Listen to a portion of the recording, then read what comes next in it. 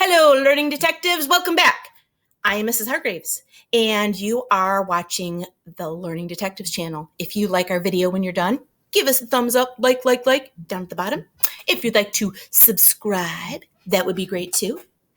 Today, we're going to be talking about the setting of a story. It can actually be the setting of a story or a movie. Why would a setting be important, though? Why do we need to learn about that? Well, the setting. This is why it's important. It's going to help you make connections to yourself, to the world around you, and to other stories. First of all, let's take a look at this setting. This is a house. It might look like your house. This is somebody's house. It's the setting of some story. This is the setting of the woods. There are a few trees. I don't see any characters in here at the moment, but you never know who's going to be walking through. This is the setting of a bedroom. It might be the room where the lady in the story of the napping house sleeps. That's a silly story. This may be the bedroom where the little three bears sleep when Goldilocks pops in. That's where another story takes place. Your story could take place here. This setting is the woods. It has a path, and there might even be a lake or a river on the other side at the end of this path. The setting is important because it makes you think of things in your life. For example, looking at this picture here makes me think of when my boys, my own children, like to go into the woods, running down the path, hunting for sticks, and bringing them home. It could also make me think of the story where the little gingerbread man ran down the path. Think about that. From the little old man and the little old lady. It could also be the path where Chicken Little went running, "The sky is falling!" I'm able to make connections between two different stories. I'm able to make connections with things that are in my life, and I'm able to make connections with things that are out in the world. The setting has a place. Is it the mountains? Is it a little tiny village? Is it in a big city?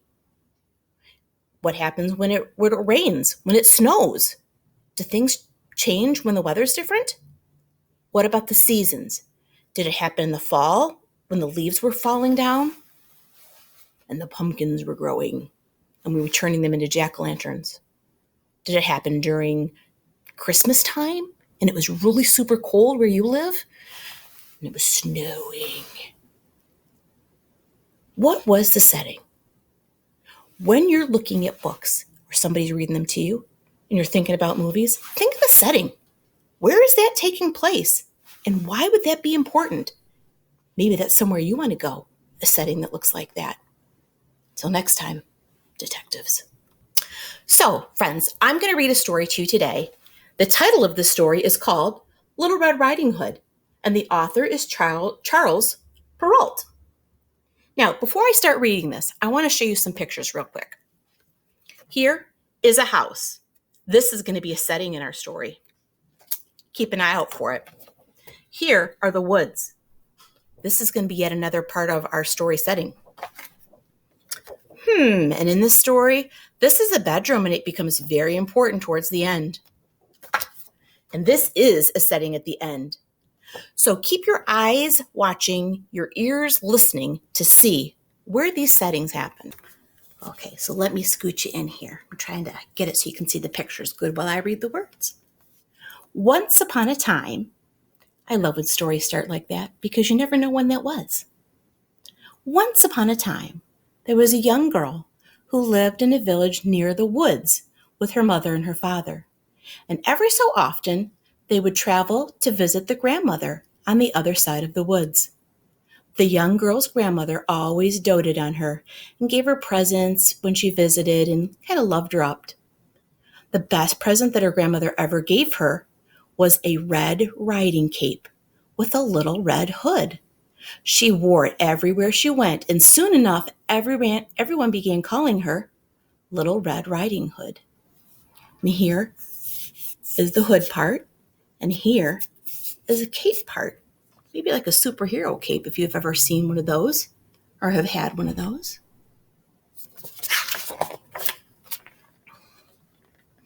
Okay.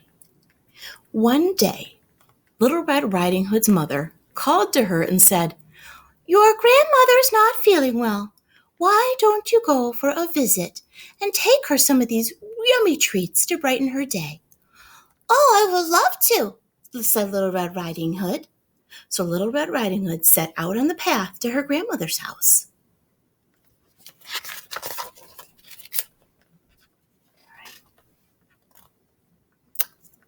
Looks like the setting of our story has changed a bit.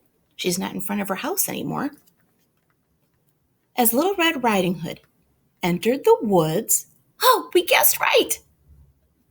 A wolf approached her. She did not know that he really wanted to eat her up, and she wasn't afraid of him. So she started to talk. "Hello there, little girl," said the wolf. "Oh, hello," said Little Red Riding Hood. "Where are you going all by yourself?"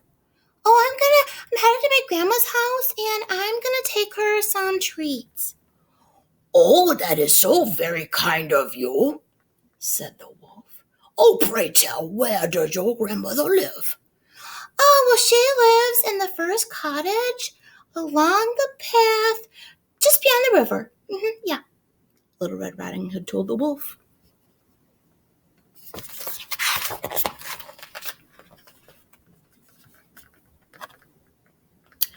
"You know what your grandmother would really love?" asked the wolf, as he concocted a plan. "You should pick some wildflowers to make a bouquet for her." "Oh, that's a splendid idea," said Little Red Riding Hood. And so she began wandering through the woods, looking for the prettiest wildflowers she could find. That was exactly what the wolf wanted. Now he could get a head start and arrive at her grandmother's house first. "That's so sneaky."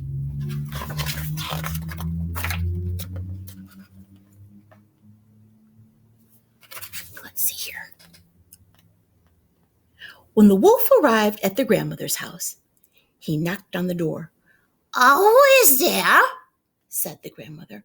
"Well, it's the wolf. It's your granddaughter. I have some treats for you." "Oh, how nice," said the grandmother. Pull the latch, my dear, and come on in."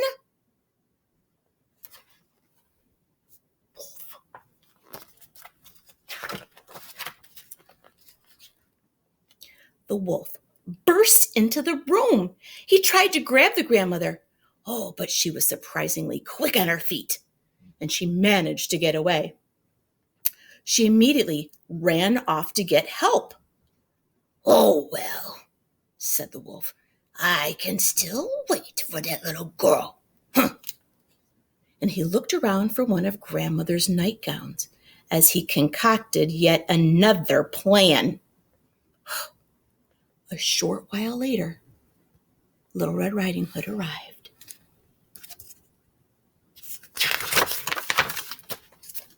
Do you like that wolf right now? I'm just thinking about the characters. He's sneaky. I'm not sure if I like that in a character. When he heard the knock at the door, the wolf once again disguised his voice, but this time he tried to sound like the grandmother. "Oh, who is it?" "Oh, it's me, Little Red Riding Hood," she replied. "Pull the latch, dear, and come on in," said the wolf. Well, Little Red Riding Hood noticed, it didn't sound like her grandmother, but she thought maybe she had a cold and her voice changed a little bit, so she went inside.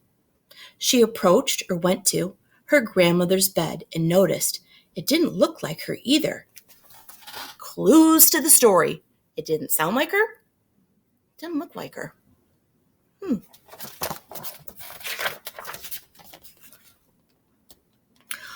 "Oh, grandmother, what big arms you have. Oh, the better to hug you with, said the wolf.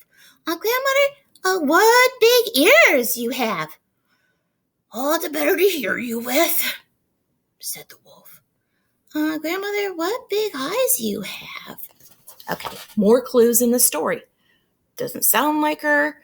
Has big arms, crazy looking eyes. I don't know. Clues as to who's in their room in the setting. Problem. Oh, those eyes are better to see you with. Grandmother, what big teeth you have. Oh, better to eat you up with, blah, blah, blah, blah, blah, said the wolf. And with that, he jumped out of the bed and he chased after Little Red Riding Hood.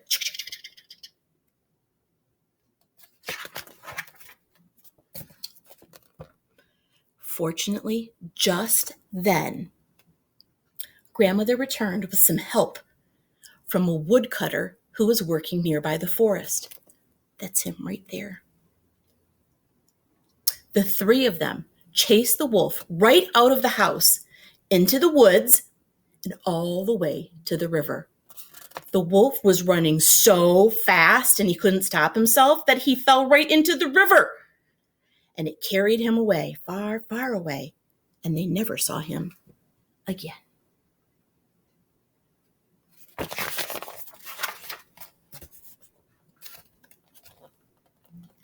Little Red Riding Hood and her grandmother thanked the woodcutter and offered to share their treats with him. And as they ate cake to celebrate, Little Red Riding Hood promised them she would never, ever talk to a wolf again.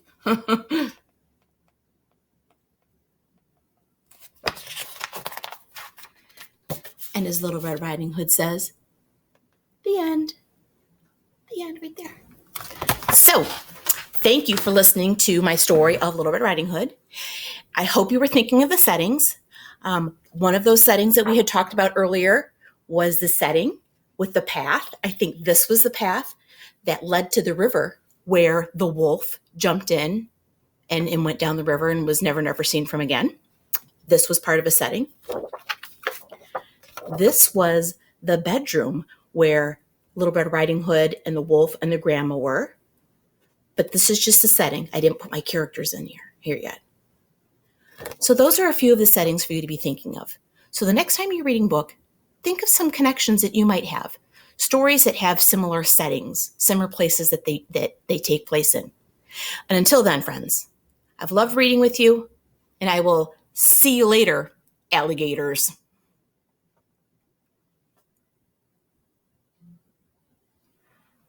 That one was a good one.